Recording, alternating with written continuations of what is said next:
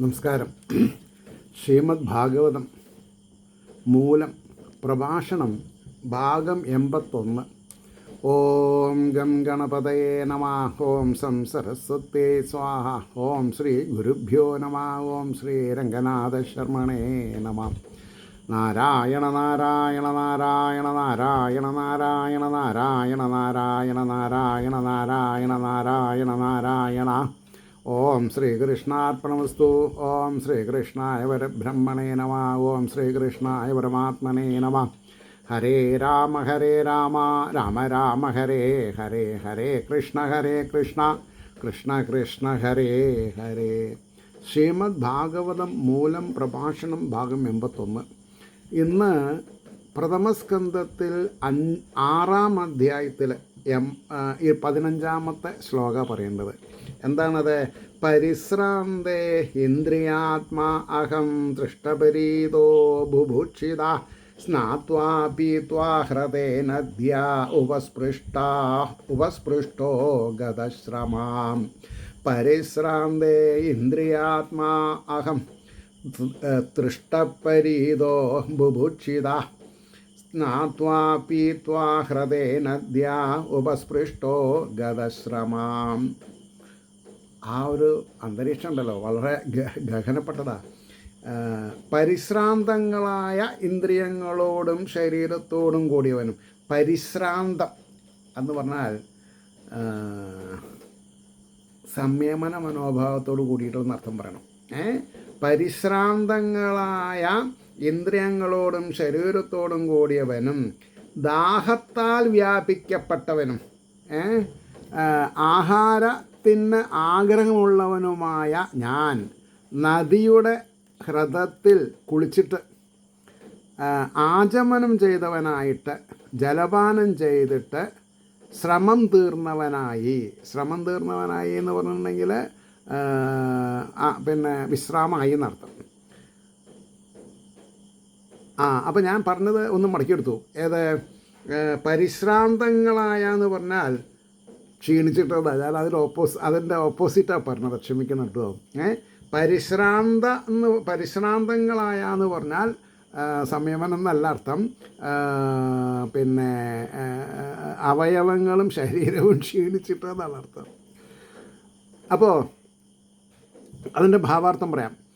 ആ അരണ്യത്തിൽ നിന്നാണ്. അരണ്യം എന്ന് പറഞ്ഞാൽ കാട്. അരണ്യത്തിലെത്തിയപ്പോഴേക്ക് എൻ്റെ കൈകാൽ മുതലായ അവയവങ്ങളും ശരീരവും നന്നെ തളർന്നു എന്നാണ് പരിശ്രാന്തം എന്ന് പറഞ്ഞാൽ. ദാഹവും വിശപ്പും അധികരിച്ചു. ഉടനെ നദിയിൽ ഇറങ്ങി ആഴമുള്ള ഒരു സ്ഥാനത്തിൽ സ്നാനം ചെയ്തു. നിത്യകർമ്മം കഴിച്ചു എന്ന് പറഞ്ഞാൽ ഊക്ക്. അപ്പോൾ തർപ്പണാദി കർമ്മങ്ങൾ ചെയ്തു. സൂര്യന് വെള്ളം കൊടുക്കുക, അതൊക്കെ. അല്പം വെള്ളം കുടിച്ചു. ആ വിധം അല്പം ക്ഷീണം തീർത്തു. ഇപ്പോഴത്തെ പുഴയിൽ വെള്ളം കുടിക്കാൻ പറ്റില്ല. കാരണം എന്താ? മലിനജലങ്ങളാണ്. ടൗൺഷിപ്പുകളിലുള്ള ഹോട്ടലിലത്തെയും ഹോസ്പിറ്റലുകളിലത്തെയൊക്കെ ദൂഷിച്ച വെള്ളം നേരെ പ്ലാന്റ്, അതായത് ഈ പ്ലാന്റുകളൊക്കെ ഉണ്ട്, ചില നിയമപ്രകാരം പ്ലാന്റുകളൊക്കെ വേണം, ശുദ്ധിയാക്കിയിട്ട് വിടാൻ പാടുള്ളൂ. അതൊന്നും ചെയ്യണില്ല ആൾക്കാർ. എന്ത് ചെയ്യാൻ പറ്റും? ഈ തെറ്റ് ചെയ്യണവർക്കൊക്കെ ബ്രഹ്മഹത്യാ പാപം ഉണ്ടാവും. അതായത് വേണ്ടത്ര ശ്രദ്ധയോടുകൂടി ഈ ഈ അഴുക്ക് തീർത്ഥത്തിനെ ശുദ്ധീകരിക്കാണ്ട് പുഴയിലേക്കോ തോട്ടിലേക്കൊക്കെ വിട്ടാൽ ബ്രഹ്മഹത്യാ പാപമാണ്. പാപങ്ങൾക്ക് വലുത് അറിയോ? തുച്ഛം ലാഭത്തിന് വേണ്ടിയിട്ട് ജീവിതം തന്നെ നരകപ്പെടുത്തുക ചെയ്യുന്നത്. 16-ാമത്തെ ശ്ലോകം നോക്കാം. തസ്മിൻ നിർമ്മനുജേ അരണ്യേ പിപ്പലോപസ്ഥ ആശ്രിത ആത്മാനമാത്മസ്ഥം യഥാശ്രുതം അചിന്തയം. ഒരു ചിന്തയില്ല എന്നർത്ഥം. അല്ലെങ്കിൽ ചിന്തിച്ച് ഞാൻ നോക്കിയിട്ട് പറയാം. തസ്മിൻ നിർമ്മനുജേ അരണ്യേ പിപ്പലോപസ്ഥ ആശ്രിത ആത്മാനമാത്മസ്ഥം യഥാശ്രുതമചിന്തയം. അവിടെ പിപ്പലാവസ്ഥ ആ കാട്ടിൽ അശ്വതമൂലത്തിൽ, പിപ്പലോപസ്ഥ എന്ന് പറയുന്നത് അശ്വതമൂലത്തിൽ ഒരു ആലിൻ്റെ അടിയിൽ, പിന്നെ ആൽത്തറയിൽ ഉപവേശിച്ചിട്ട് ഇരുന്നു. ആശ്രിത ഉപവേശിച്ചിട്ട് ബുദ്ധി കൊണ്ട് ഹൃദയത്തിലിരിക്കുന്ന ആത്മാവിനെ ഗുരുമുഖത്തിൽ നിന്ന് കേട്ടതിനെ അനുസരിച്ച് ചിന്തിച്ചു. നിങ്ങളെല്ലാവരും 2 കൈയും തലയ്ക്ക് മീതെ വെച്ച് നമോ നമ എന്ന് പറയണം. എനിക്കല്ല, ഭാഗവതത്തിന്. എന്താ അതിനർത്ഥം പറഞ്ഞത്? അവരവരുടെ ഹൃദയ ഗുഹയിൽ വിരാജിക്കുന്ന ആ തേജോപുഞ്ചത്തെ ധ്യാനിച്ചു എന്നാ.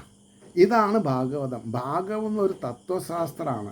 ദയവ് ചെയ്ത് നിങ്ങളിത് മനസ്സിലാക്കി നിങ്ങളുടെ നാട്ടിൽ വരുന്ന ആചാര്യന്മാർ തെറ്റ് ചെയ്യുമ്പോൾ നിങ്ങൾക്ക് ബോധം ഉണ്ടാവണം. അതിൽ വീണ് പോകരുത്. ഈ ഈശ്വരനെ അനുമോദിക്കുക എന്നുള്ളതല്ലാണ്ട് അനുകരിക്കുന്ന കാര്യങ്ങൾ ചെയ്യാതെ ഇരിക്കുക. സ്റ്റേജിലേക്ക് എത്തി വലിഞ്ഞ് നോക്കാതെ ഇരിക്കുക. അവരവരുടെ ബുദ്ധി കൊണ്ട്, അപ്പോൾ ആത്മാവ് എന്ന് പറഞ്ഞാൽ ബുദ്ധി നടത്തണ്ട്, സദ്ബുദ്ധി നടത്തണ്ട്. അവരവരുടെ ഉള്ളിലുള്ള ആത്മീയ ചൈതന്യത്തിനെയാണ് നമ്മൾ എന്ത് ചെയ്യേണ്ടത്? ധ്യാനിക്കേണ്ടത്. ഭാവാർത്ഥം പറയാം. ജനസഞ്ചാരമില്ലാത്തതായ ആ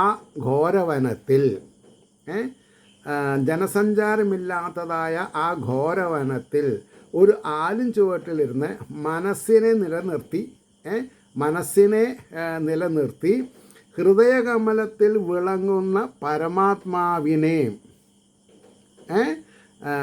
ഗുരുമുഖത്തിൽ നിന്ന് കേട്ടതിനെ അനുസരിച്ച് ചിന്തിച്ചു. ഇനി എന്താ വേണ്ടത്? നിങ്ങളിത് മനസ്സിലാക്കിയാൽ എൻ്റെ ഈ പ്രയത്നം സുലളിതായി എന്ന് പറഞ്ഞാൽ വിജയിച്ചു എന്നർത്ഥം. നിങ്ങളുടെ ഉള്ളിലെ ശരീരത്തിലുള്ള തേജസ്സിനെയാണ് പരമാത്മാവ് എന്ന് പറഞ്ഞതെന്ന് നിങ്ങൾ ഹൂറേ ഹൂറേ ഹൂറേ 1 വട്ടം 2 വട്ടം 3 വട്ടം എന്ന് പറഞ്ഞാൽ എനിക്ക് സന്തോഷമായി. നിങ്ങൾ കമൻറ്റിൽ എഴുതണം, എന്നാലാണ് എനിക്ക് സന്തോഷം. അത് എനിക്കറിയുള്ളൂ. 17-ാമത്തെ ശ്ലോകം നോക്കിക്കോളൂ.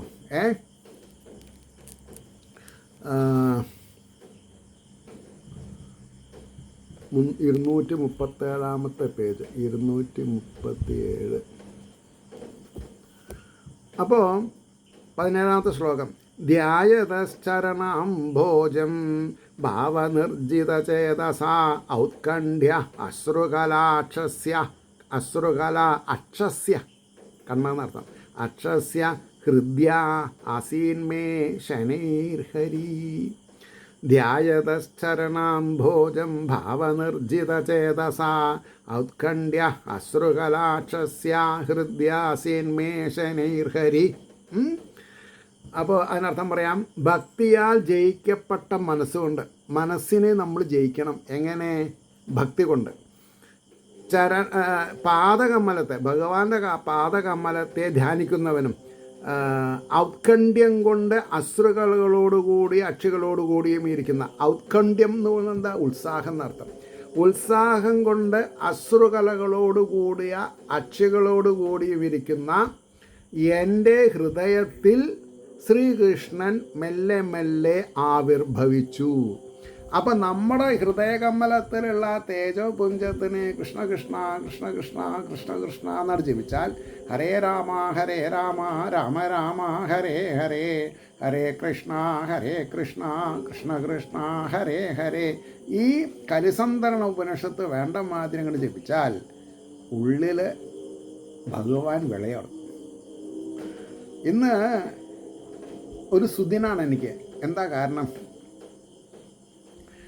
ഞാനിന്ന് ദീപാരാധനയ്ക്ക് മുമ്പേ ശ്രീകൃഷ്ണ കഥാമൃതം പറഞ്ഞു, എയർ ചെയ്തു. അതിൽ വളരെയധികം ഭക്തിരസപ്രധാനമായിട്ടുള്ള ഭാഗങ്ങൾ. അപ്പോൾ എൻ്റെ നാട്ടിൽ എൻ്റെ സഹധർമ്മിണിയുടെ ഒപ്പം പഠിച്ചിട്ടുള്ളൊരു തിരുമേനുണ്ട്. ഞങ്ങളൊക്കെ വിക്രമൻ എന്നാണ് അദ്ദേഹത്തിൻ്റെ പേര്. ഞങ്ങൾ റോമന പേര് വിളിക്കും, അതെന്തോ ആവട്ടെ. അദ്ദേഹത്തിൻ്റെ അച്ഛൻ്റെ ശ്രാദ്ധ നാളെ. അപ്പോൾ അദ്ദേഹം ഇന്ന് വന്ന് ഇവിടെ താമസിച്ച് നാളെ ശ്രാദ്ധം കഴിഞ്ഞ് പോകും. അപ്പോൾ ഇവിടെ വന്ന് എന്നെ കാണാണ്ട് പോവില്ല.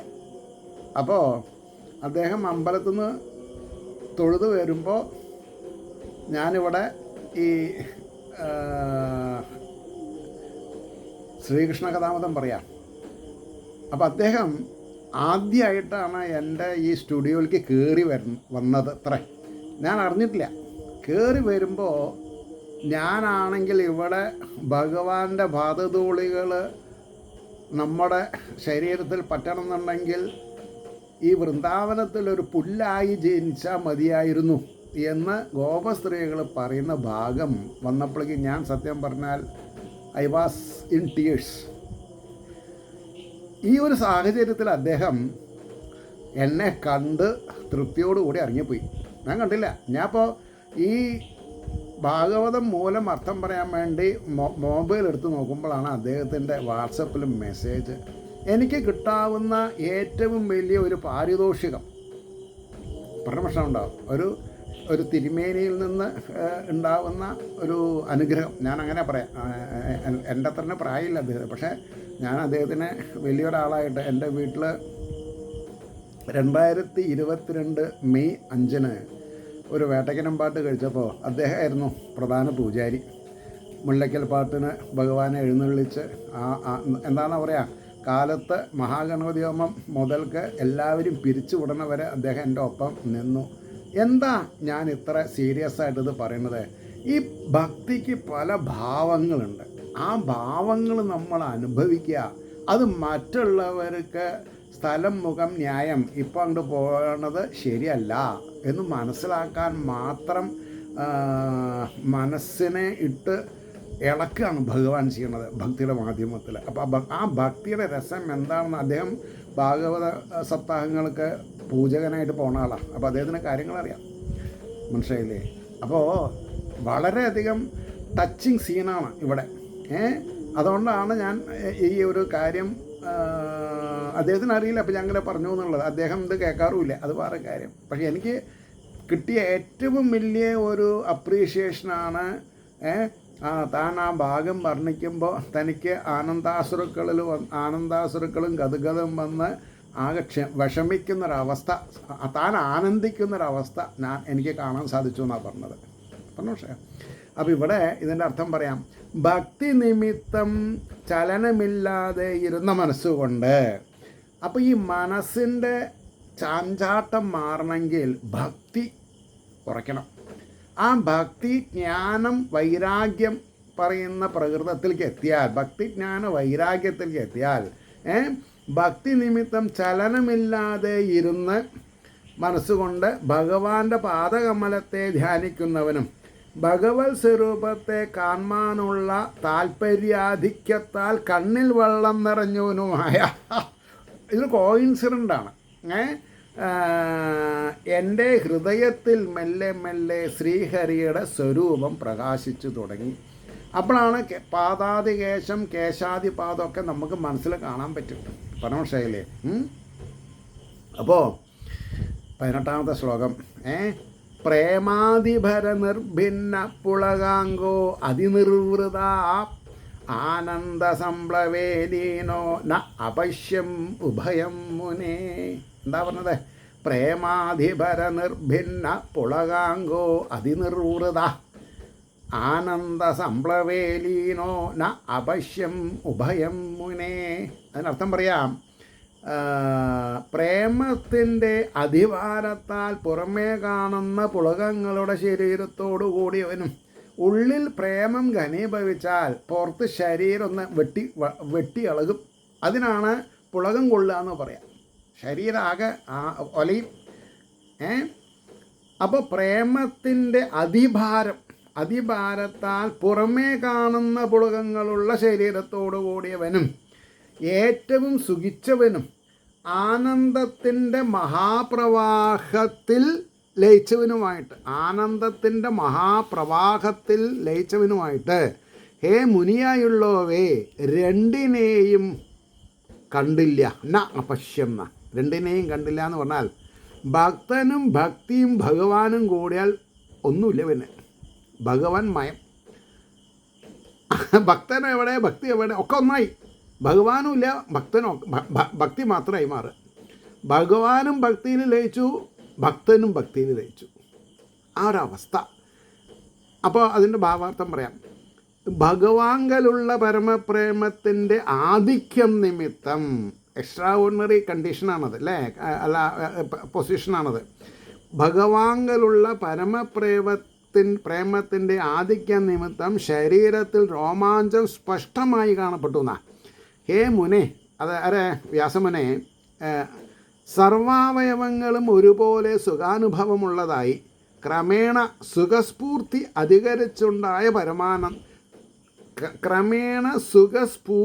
അധികരിച്ചുണ്ടായ പരമാനന്ദത്തിൻ്റെ മഹാപ്രവാഹത്തിൽ ഞാൻ മുങ്ങുകയും നാരദരെ ഞാൻ മുങ്ങുകയും ഹൃദയത്തിൽ പ്രകാശിച്ചിരുന്ന ഹരിസ്വരൂപത്തെയും, ശ്രദ്ധിക്കേണ്ട വാക്കാ, നമ്മുടെ ഹൃദയത്തിലുള്ള ജീവൻ ആരാ?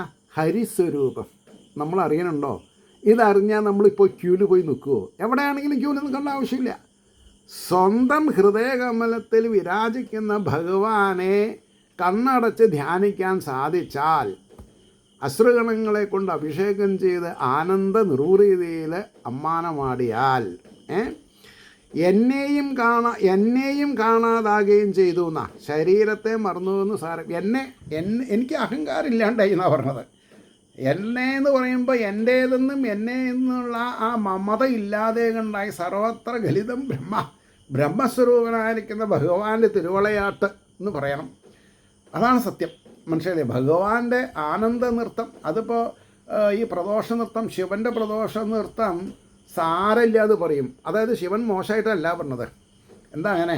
ഹരിയുടെ ആനന്ദ നൃത്തം, പിന്നെ കാളിയമർദ്ദനം, അത് ശിവനും കൂടി താളം പിടിച്ചു എന്നാണ് പറയണത്. അപ്പോൾ ഇതൊക്കെ നമ്മുടെ ഭാവത്തിൽ വരുമ്പോൾ എല്ലാം ഏകമായിരിക്കുന്ന പരബ്രഹ്മമാണ് എന്നുള്ളൊരു ധാരണ നമ്മൾക്ക് ഉണ്ടാവണം. മനസ്സിലായില്ലേ? അപ്പോൾ ആ ഹരിസ്വരൂപത്തെയും എന്നെയും കാണാതായി ശരീരത്തെ മറന്നു എന്നർത്ഥം. ആ അവസ്ഥ ഒന്ന് ആലോചിച്ച് നോക്കൂ. അടുത്ത ശ്ലോകം 19. രൂപം ഭഗവതോ യത്തന്മനഃ കാന്തം ശുചാപഹം അപശ്യൻ സഹസോത്തസ്തേ വൈക്ലഭ്യ ദുർമനായിവ. രൂപം ഭഗവതോ തന്മനഃ കാന്തം ശുചാപഹം. അപ്പോൾ ശരിയുള്ളൂ. രൂപം ഭഗവതോ തന്മനഃ കാന്തം ശുചാപഹം അപശ്യൻ സഹസോത്തസ്തേ വൈക്ലഭ്യ ദുർമന ഇവ. എന്താണ് അർത്ഥം പറയാം? മനസ്സിനെ ആകർഷിക്കുന്നതും ഇന്ദ്രിയങ്ങളെ ചിട്ടയോടുകൂടി നിർത്തിയിട്ടില്ലെങ്കിൽ കണ്ണി കണ്ട പോസ്റ്ററൊക്കെ നോക്കിയിട്ട് ആൾക്കാർ ഇല്ലേ, ഒരു കാലുണ്ട് സിനിമ പോസ്റ്റർ, ഹാഫ് ന്യൂഡിറ്റി എന്നൊക്കെ പറയുകയാണെങ്കിൽ. അപ്പോൾ മനസ്സിനെ ആ വഴിക്ക് വിടരുത്. മനസ്സിനെ എന്ത് ചെയ്യണം? മനസ്സിനെ കൃഷ്ണപാദാരവിന്ദത്തിൽ ലയിപ്പിക്കാനുള്ള വെപ്രാളം കുട്ടിക്കാലത്ത് തുടങ്ങണം. അപ്പോൾ ആരും മതം മാറില്ല. ഈ ശ്രീകൃഷ്ണൻ്റെ ഒരു മതമുണ്ട്. അതെന്ത് മതാ? പ്രേമാണത്. അപ്പോൾ ആ ശ്രീകൃഷ്ണപാദാരവിന്ദത്തിൽ രതി ഉണ്ടായാൽ പിന്നെ വേറൊരാളുടെ ഒപ്പം പോവില്ല. മനസ്സിലായില്ലേ? അപ്പോൾ മനസ്സിനെ ആകർഷിക്കുന്നതും ശോകത്തെ നശിപ്പിക്കുന്നതും ശുചാപഹം എന്നൊക്കെ പറയും. ശോകത്തെ നശിപ്പിക്കുന്നതുമായ ഭഗവാന്റെ യാതൊരു രൂപം.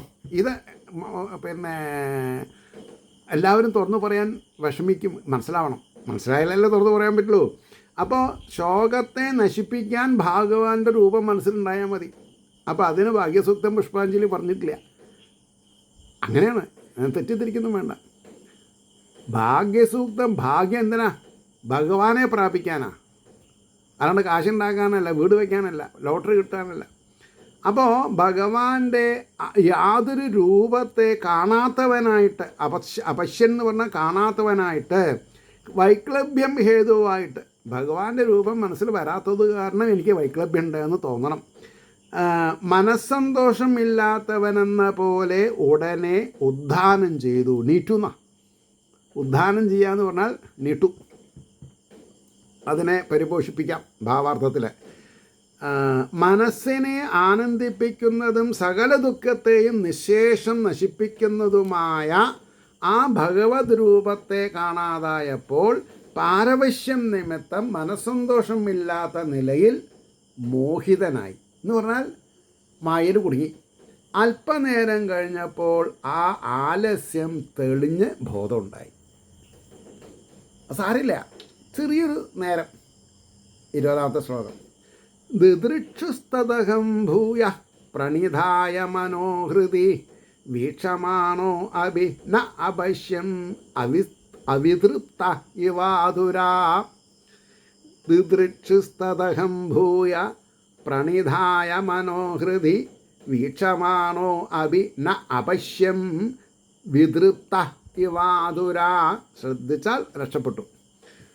അർത്ഥം പറയണു, വാക്കാർത്ഥം.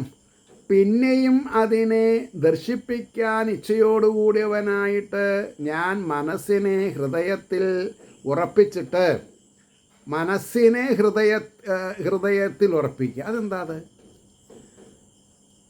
പറയാം.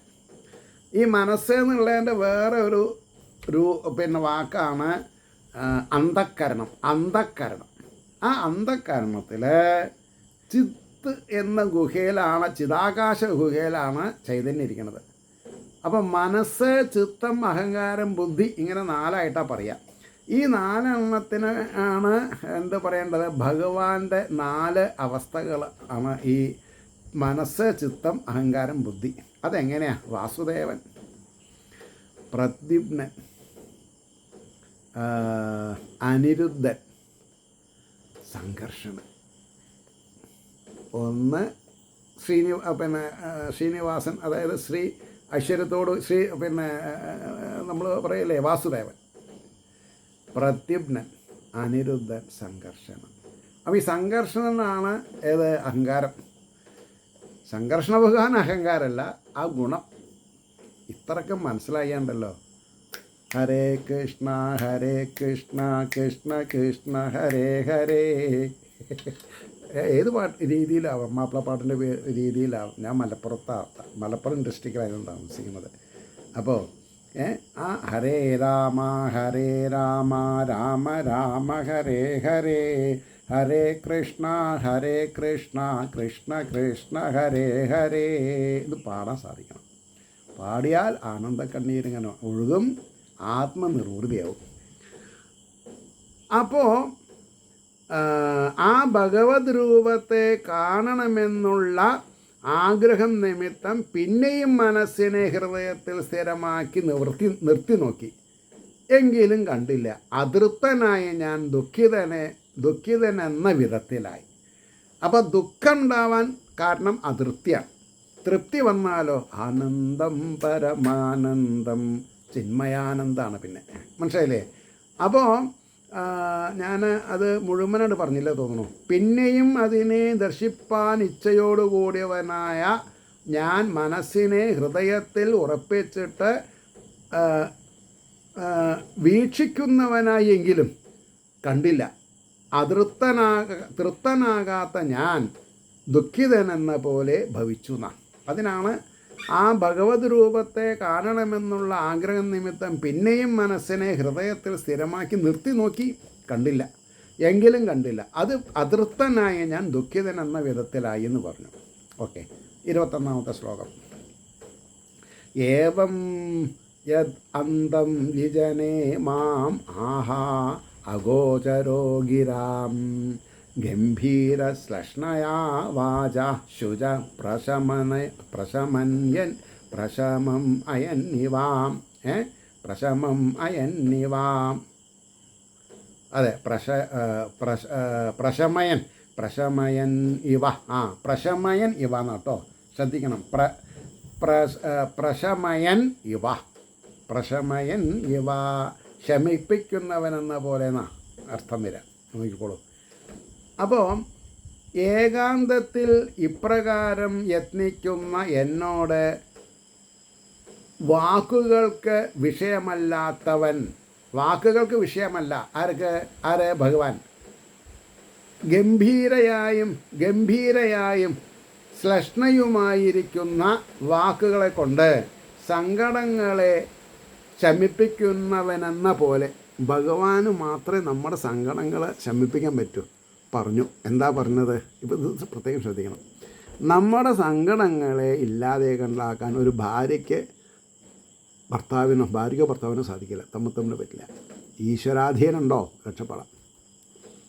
അപ്പോൾ രണ്ടു കൂട്ടരും അച്യുതായ നമഃ, അനന്തായ നമഃ, ഗോവിന്ദായ നമഃ, ഗോപാലായ നമഃ, വിക്രമായ നമഃ, വാമനായ നമഃ, വിരാട് രൂപായ നമഃ എന്നിങ്ങനെ ജപിച്ചുകൊണ്ടിരിക്കണം. അപ്പം ഞാൻ എൻ്റെ ഭാവാർത്ഥം പറയാം. ജനസഞ്ചാരമില്ലാത്ത സ്ഥലത്തിൽ താനേ ഇരുന്ന് ഇപ്രകാരം പരിശ്രമിക്കുന്ന എന്നോട് വേദവാക്കുകൾക്ക് വിഷയമല്ലാത്തവനും അനുഭവജ്ഞാന സ്വരൂപനായി ഭവിച്ചനുമായ. മൈ ഗുഡ്നസ്, എന്താ ഇതിനർത്ഥം പറയാമെന്ന് എനിക്കറിയില്ല. വേദവാക്കുകൾക്ക് വിഷയമല്ലാത്തവൻ, വേദം പഠിച്ചതുകൊണ്ടായില്ല, അനുഭവജ്ഞാന സ്വരൂപനായി ഭവിച്ചവനുമായ ഈശ്വരൻ. അനുഭവസ്വരൂപൻ, ആനന്ദം, പരമാനന്ദം, ജന്മയാനം, വേറൊരു വഴിയില്ല. അനുഭവജ്ഞാനം വായിച്ചു പഠിക്കണം. അനുഭവജ്ഞാന സ്വരൂപനായി ഭവിച്ചനുമായ ഈശ്വരൻ അതിഗംഭീരമായും മൃദുവായും ഇരിക്കുന്ന വാക്കുകൊണ്ട് എൻ്റെ സകല സന്താപത്തെയും ശമിപ്പിക്കുന്നവനെന്ന പോലെ പറഞ്ഞു. ഇനി എന്താ വേണ്ട? ഇത് വായിക്കുന്ന ഓരോരുത്തരുടെയും സന്താപങ്ങളെ ഇല്ലായ്മ ചെയ്യും. 1 വട്ടം, 2 വട്ടം, 3 വട്ടം. 22ാമത്തെ ശ്ലോകം. ഹന്ത അസ്മിൻ ജന്മനി ഭവാൻ മാമാ ദൃഷ്ടുമിഹാർഹതി അവിവക്വകഷായാണാം ദുർദശോ അഹം കുയോഗിനാം. എടുത്ത പന്താത്തൊരു ശ്ലോക. ഹന്ത അസ്മിൻ ജന്മനി ഭവാൻ മാമാ ദൃഷ്ടുമിഹാർഹതി അവിപക്വകഷായാണാം ദുർദശോ അഹം കുയോഗിനാം. കുയോഗികൾക്ക് കണ്ടുകിട്ടാൻ പ്രയാസമാണെന്നാണ് പറഞ്ഞത്. കുയോഗികൾക്ക്, സദ്യോഗികൾക്ക് കാണാം. അപ്പോൾ അതിൻ്റെ അർത്ഥം പറയാം എങ്ങനെ? കഷ്ടം, ഹന്ത, കഷ്ടം, നീ ഈ ജന്മത്തിൽ എന്നെ കാണാനായി കൊണ്ട് അറിയിക്കുന്നില്ല. ഇത് നമ്മൾ മനസ്സിലാക്കണം. ഈ ജന്മം തന്നെ എനിക്ക് മോക്ഷം കിട്ടുന്നൊന്നും പറയരുത്, ആരോടും പറയരുത്. അപ്പോൾ പറഞ്ഞു, കഷ്ടം, നീ ഈ ജന്മത്തിൽ എന്നെ കാണാനായി കൊണ്ട് അറിയിക്കുന്നില്ല. പാകം വരാത്ത മലങ്ങളോട് കൂടിയ അതായത് അവിപക്വ കഷായാളെന്ന് പറഞ്ഞാൽ മലങ്ങളോട് കൂടിയെന്ന് പറഞ്ഞാൽ ചളിയോട് കൂടിയതെന്നാ. പാകം വരാത്ത മലങ്ങളോട് കൂടിയ കുൽസിത യോഗികൾക്ക് ഞാൻ ദർശിപ്പാൻ സാധിക്കാത്തവനാകുന്നു. അപ്പോൾ ഒരു 3.5 മണിക്കൂർ 4.5 മണിക്കൂർ ക്യൂവിൽ നിന്ന് അടുത്തങ്ങോട്ടെത്തിയാൽ നമുക്കറിയോ നമ്മൾ സദ്യോഗിയാണോ കുൽസിത യോഗിയാണോ എന്നുള്ളത്. മറ്റുള്ളവന് പാര വെച്ച് ക്യൂവിൽ നിന്ന് തൊഴുതിട്ട് യാതൊരു കാര്യമില്ലാതാണ് പറഞ്ഞത്. അല്ലെങ്കിൽ ഈ 4 മണിക്കൂർ 4.5 മണിക്കൂർ ക്യൂവിൽ നിന്ന് തൊഴുതിൻ്റെ ശേഷം പുറത്ത് കടന്നാൽ പാര വയ്ക്കാം എന്ന് വിചാരിച്ചിരിക്കുന്നവരൊക്കെ ഈ കുൽസിത യോഗികളായിട്ട് മാറും. മറ്റുള്ളവൻ്റെ അഭിവൃദ്ധിയിൽ മനസ്സ് സന്തുഷ്ടചിത്തനായിട്ടില്ലെങ്കിൽ കുൽസിത യോഗിയായി അല്ലേ? ഒരേ ക്ലാസ്സിൽ ഒരേ ബെഞ്ചിലിരുന്ന് പഠിച്ചവൻ ഒരുത്തൻ നന്നായി, ഞാൻ അവനേക്കാളും നന്നായി പഠിച്ചവനാണല്ലോ എന്ന് തോന്നിയാൽ നമ്മൾ കുൽസിത യോഗിയായി. എപ്പോഴൊരിക്കൽ കമ്പാരിസൺ നിർത്തിയോ നമ്മൾ സദ്യോഗിയായി. എനിക്ക് പരിമിതിയുള്ള സന്തുഷ്ടി പോകാൻ തന്നിട്ടുണ്ടല്ലോ ഭഗവാനെ, അത് എടുത്ത് കളയരുതേ എന്ന് പറഞ്ഞ് ഭഗവാന്റെ തിരുവാദപത്മങ്ങളെ അള്ളിപ്പിടിച്ചിരിക്കാൻ സാധിച്ചു വെച്ചാൽ അവൻ നല്ല യോഗിയായി, സദ്യോഗിയായി. അതുകൊണ്ടാണ് പാകം വരാത്ത മലങ്ങളോട് കൂടിയ കുൽസിത യോഗികൾക്ക് ഞാൻ ദർശിപ്പാൻ സാധിക്കാത്തവനാകുന്നു എന്ന് പറഞ്ഞു. ഇനി അതിൻ്റെ ഭാവാർത്ഥം പറയാം. ദയാപൂർവം സംബോധന ചെയ്തുകൊണ്ട്, അഹോ കഷ്ടം, ഭവാൻ ഈ ജന്മത്തിൽ എന്നെ കാണുവാൻ അർഹനല്ല. അത് ആരോടാ പറഞ്ഞത്? സാക്ഷാൽ മഹതി എന്ന വീണയും വീട്ടി നാരായണ നാരായണ എന്ന് ജപിക്കുന്ന നാരദർശിയുടെ പൂർവ്വവൃത്താന്തത്തിൽ കഥിക്കുന്ന കാര്യമാണത്. അതായത് 4 കോടിയ സ്ഥലത്ത് ബ്രാഹ്മണർക്ക് ദാസിയായിട്ട് എൻ്റെ അമ്മ ഉണ്ടായിരുന്നു. അവരെ പരിചരിക്കലായിരുന്നു അമ്മയ്ക്ക്. ഞാൻ അവരെ സാധിക്കുന്ന കൂട്ടത്തിലൊക്കെ പരിചരിച്ചിരുന്നു. അങ്ങനെ ഒരു ദിവസം എൻ്റെ അമ്മയെ പാമ്പ് കടിച്ച് മരിച്ചു. ഞാൻ കൈകൊട്ടി ചിരിച്ചു എന്നാണ്. എന്താ കാരണം? ഞാനിപ്പോൾ ഭഗവാനെ സന്തുഷ്ടചിത്തനായിട്ട് ഭഗവാനെ ധരിക്കുക. എവിടെ? അവരവരുടെ ഹൃദയപത്മത്തിൽ. ഞാൻ വളരെ സന്തോഷവാനായി. അങ്ങനെയൊക്കെ ആയിട്ടും അശരീരി ഉണ്ടായിന്നാ തനിക്ക് ഈ ജന്മത്തിൽ കാണാൻ പറ്റില്ല. കുറേ കൂടി താൻ നാരായണൻ ജപിക്കുന്ന പറഞ്ഞ. പക്ഷേ അതാണ് സംഗതി. അപ്പോൾ ദയാപൂർവം സംബോധന ചെയ്തു എന്നാ. അഹോ കഷ്ടം, ഭവാൻ ഈ ജന്മത്തിൽ എന്നെ കാണുവാൻ അർഹനല്ല. കാമാദിദോഷങ്ങൾ നിശേഷം നശിച്ചിട്ടില്ലാത്ത കുയോഗികൾക്ക്. കാമനകളായിട്ട് അങ്ങനെ ചെന്നാൽ കുയോഗികളായി നമ്മൾ. ഇതിനെ സ്വാധ്യായം ചെയ്യണം, സ്വയമായിട്ട് പഠിക്കണം, എന്നാൽ നമ്മൾ രക്ഷപ്പെട്ടു. കാമനകൾ അപ്പോൾ നോട്ടീസിൽ ഇപ്പോൾ ഞാൻ പ്രൊഫഷണൽ അല്ല എന്ന് പറഞ്ഞു, ഞാൻ പോവാറില്ല. കാരണം എന്താ, ഞാനൊരു മഹായജ്ഞത്തിന് പോയപ്പോൾ കമ്മിറ്റി സെക്രട്ടറി വന്നിട്ട് പറഞ്ഞു, സാറേ ഇതാ ഞങ്ങളുടെ പുതിയ നോട്ടീസ്, ഇത് പ്രകാരം അടയ്ക്കൊന്ന് കാച്ചി വിടണേ പറഞ്ഞു. സോറി പറഞ്ഞു. ഞങ്ങൾ 2.5 ദിവസം സംസാരിച്ചതേ ഇല്ല. പിന്നെ അദ്ദേഹത്തിന് മനസ്സിലായി എൻ്റെ സ്വഭാവം. ഞാൻ കമ്മിറ്റിക്ക് എതിരല്ല, പക്ഷേ ഭാഗ്യക്കുറി ഇന്നത്തെ ഭാഗ്യക്കുറി കടന്നു വരും ഞാൻ പറയില്ല. അതാട്ടോ നല്ലതല്ല. അപ്പോൾ ഇവിടെ കുയോഗി കാണാൻ സാധിക്കുന്നതല്ല എന്നാണ് ഞാൻ കേട്ടത് എന്ന് പറഞ്ഞു. ഇനി 23-ാമത്തെ ശ്ലോകം. സകൃത്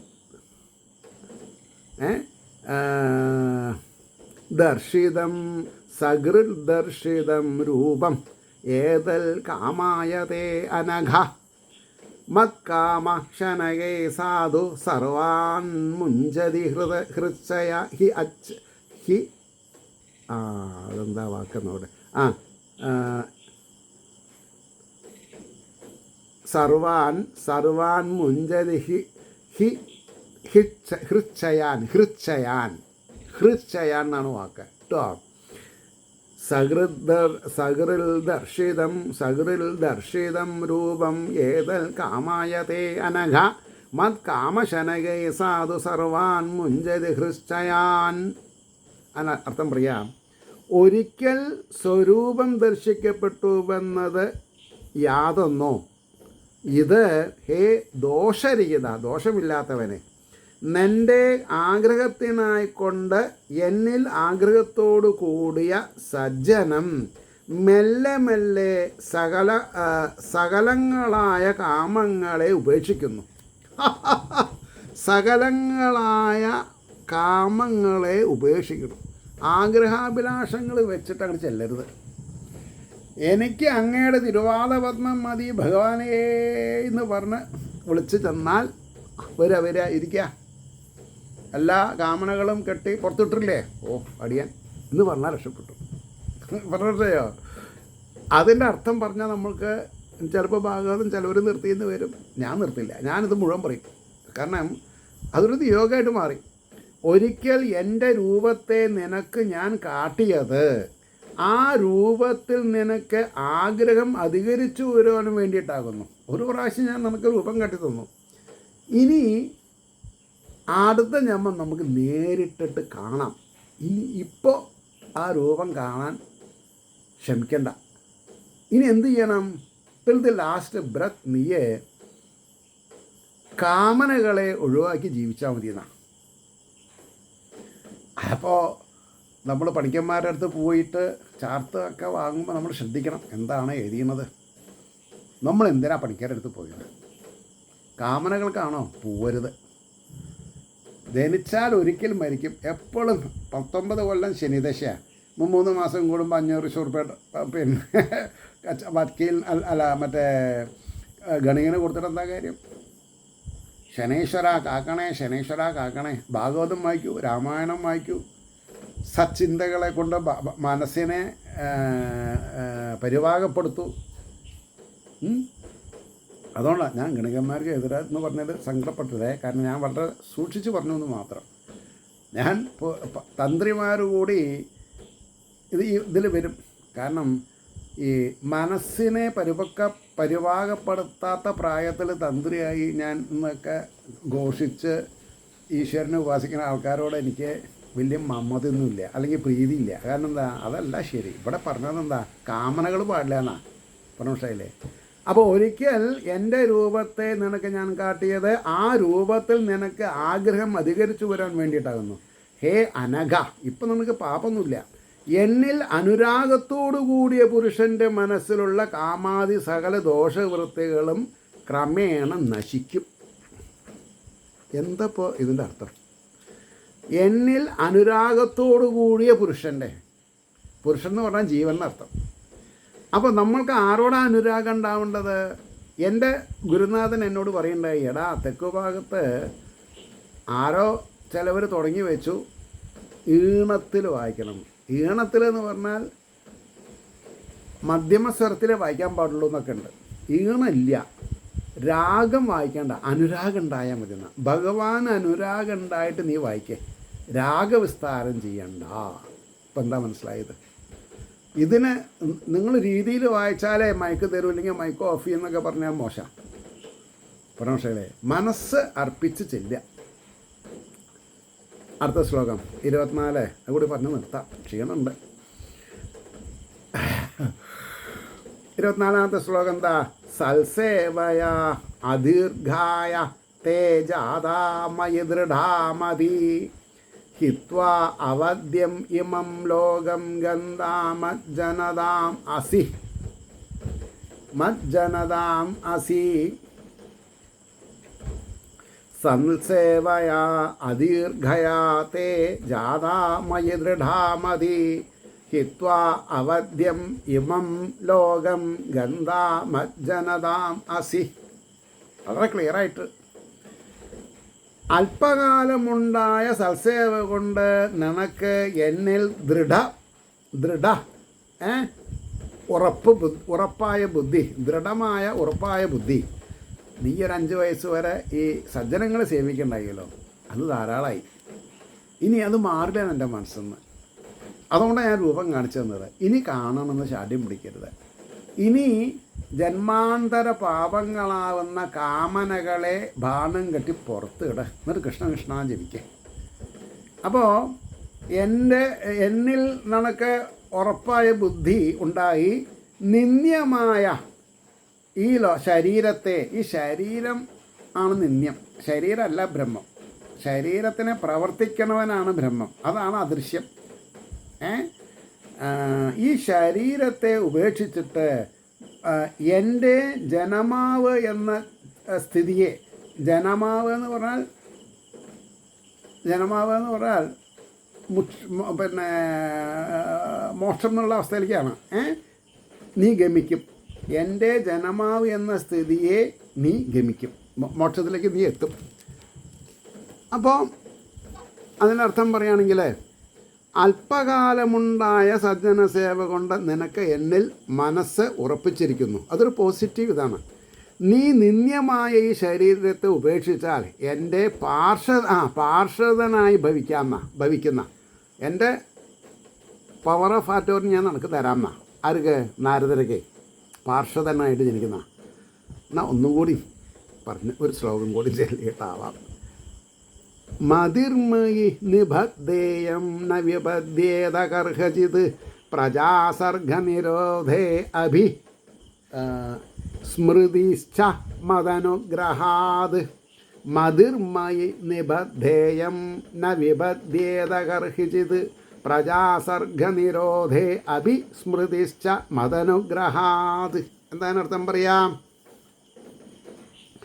എന്നിൽ ഉറച്ചതായ ഈ ബുദ്ധി ഒരു കാലത്തും നശിക്കില്ല. ഇതിനും ഈ തന്നെ എന്താ അനുഗ്രഹം വേണ്ട? നാരദരോട് ഭഗവാൻ പറയാണ്, എന്നിൽ ഉറച്ചതായ ഈ ബുദ്ധി ഒരു കാലത്തും നശിക്കില്ല. എൻ്റെ അനുഗ്രഹം ഹേതുവായിട്ട് പ്രളയകാലത്തിലും ഓർമ്മയും നശിക്കില്ല എന്ന്. ഇനി എന്ത് വേണം നമുക്ക്? ഭഗവാന്റെ കൃപാകടാക്ഷം നമ്മളിലുണ്ടായാൽ പ്രളയം കഴിഞ്ഞാലും മഹാപ്രളയത്തിലും നമ്മൾ രക്ഷപ്പെടും.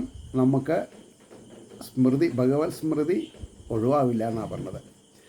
അതിൻ്റെ അർത്ഥം പറയാം. എന്നിൽ ബന്ധിച്ചിരിക്കുന്ന ഈ ഭാവത്തിനും ഈ ഓർമ്മയ്ക്കും ലോകം മുഴുവനും നശിച്ച് രണ്ടാമതും സൃഷ്ടി തുടങ്ങുന്ന കാലത്തും നാശം സംഭവിക്കുകയില്ല. My goodness, Naradar is the greatest. എന്നിൽ ബന്ധിച്ചിരിക്കുന്ന ഈ ഭാവത്തിന് ഈ ഓർമ്മയ്ക്കും ലോകം മുഴുവനും നശിച്ച് രണ്ടാമതും സൃഷ്ടി തുടങ്ങുന്ന കാലത്തും നാശം സംഭവിക്കുകയില്ല. ഭഗവത് ഭജനത്തിൻ്റെ മഹിമ ഇവിടെ സൂചിപ്പിച്ചു. നിങ്ങൾ മനസ്സിലാക്കിയാൽ നിങ്ങൾ രക്ഷപ്പെട്ടു, ഞാനല്ല, നിങ്ങൾ രക്ഷപ്പെട്ടു. എനിക്കിങ്ങനെ രണ്ടാമത് റിവിഷൻ ചെയ്ത് ഇങ്ങനെ പറയാൻ സന്ദർഭം തന്ന എൻ്റെ ഓങ്ങല്ലൂരുകാരിക്ക് ഒരു നമോവാകം. കാരണം ഇത് ഇത്ര എളുപ്പമുള്ള കാര്യമില്ല. എനിക്കെന്തോ ഇത് പറയാൻ ഓർമ്മിച്ചില്ല. ഇപ്പം വ്യാസരുടെ ദുഃഖം മാറ്റാൻ വേണ്ടി നാരദർ പറഞ്ഞ പോലെയാണ് എനിക്കിപ്പോൾ ഞാൻ ഷൺമുഖം എന്നുള്ള പേരൊന്നും എനിക്കറിയില്ല. ബാബു എൻ്റെ ബാബു അത്രേ ഞാൻ പറയും. ആ ബാബുവിൻ്റെ പ്രിയതമ അങ്ങോട്ടുള്ള കുട്ടി എന്നെ ഇങ്ങനെ നിർബന്ധിച്ച് പറഞ്ഞപ്പോൾ ഞാനത് ഒഴിവാവാൻ ശ്രമിച്ചു. പക്ഷേ ഒഴിവായില്ല, അതാ സത്യം. അപ്പോൾ ഇവിടെ എന്താ, ഭഗവത് ഭജനത്തിൻ്റെ മഹിമ പറയാൻ എനിക്ക് ഭാഗ്യമുണ്ടായി. പറഞ്ഞ മനസ്സിലായി. ഞാൻ ഇപ്പോൾ കിളിപ്പാട്ട് ഭാഗവതം അർത്ഥം പറഞ്ഞിട്ടുണ്ട്, അല്ലെങ്കിൽ സുബ്രഹ്മണ്യൻ തിരുമ്മൻ്റെ വൃത്താനുവൃത്തം അർത്ഥം പറഞ്ഞിട്ടുണ്ട്. പക്ഷെ മൂലം ഡയറക്റ്റായിട്ട് അങ്ങനെ ഉണ്ടായിട്ടില്ല. കാരണം എന്നോട് പറഞ്ഞത് പ്രൊഫഷണലായിട്ട് പോരുതെന്ന് പറഞ്ഞിട്ടുണ്ട്. അപ്പോൾ ഞാനതത്ര ഇതൊക്കെ മതി എന്നു വിചാരിച്ചിട്ടാണ്. ഇപ്പോൾ ശ്രീകൃഷ്ണ കഥാമൃതമുണ്ട്, ഇപ്പോൾ ഇതുണ്ട്, മനസ്സിലായില്ലേ. അപ്പോൾ ഭഗവത് ഭജനത്തിൻ്റെ മഹിമ ഇവിടെ സൂചിപ്പിച്ചു. കർമ്മബലം ക്ഷയിക്കുന്നതും ഭഗവത് ഭജനം ബലം നശിക്കാത്തതുമാണെന്ന് അറിയേണ്ടതാണ്. അതാണ്, കർമ്മബലം ക്ഷയിക്കും, ഭഗവത് ഭജന ബലം നശിക്കില്ല. ഇനി എന്താ വേണ്ടത്? ഭഗവത് ഭജന ബലം നശിക്കില്ല. ഇത്രയും പറഞ്ഞുകൊണ്ട് വാക്കുകൾ ചുരുക്കുന്നു. നമസ്കാരം, നാളെ കാണാം. ഏവർക്കും ശ്രീഹരിയുടെ അനുഗ്രഹാശിസ്സുകൾ നിർലോഭം ഉണ്ടാവട്ടെ എന്ന് പ്രാർത്ഥിക്കുകയും ചെയ്യുന്നു.